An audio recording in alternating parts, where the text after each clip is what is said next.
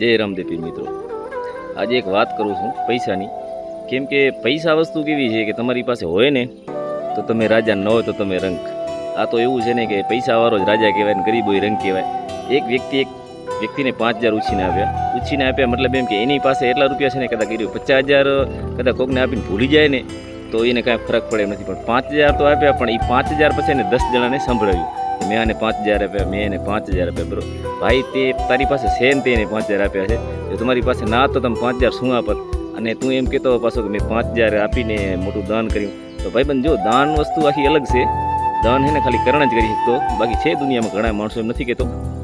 પણ તમારી પાસે કોઈ વ્યક્તિ આવે કે મને ભૂખ લાગી છે અને તમારી પાસે ₹60 હોય અને સામે 120 રૂપિયાની થાળી જડતી હોય, અને એ 60 રૂપિયા તમારી પાસે હોય ને બીજા તમે કોઈકના ઉછીના માગી અને 60 ભેરા કરીને 120 થઈ અને પછી એને જમાડો ને, એને દાન કર્યું કહેવાય ભાઈ. બાકી તમારી પાસે આખો સમુદ્ર ભર્યો અને તમે એક ગ્લાસ કોકને પાણી આપો ને તો એ દાન ન કહેવાય ભાઈબંધ. એટલે જરાક ધ્યાન રાખો, બાકી મોજ કરો. જય રામદેવી.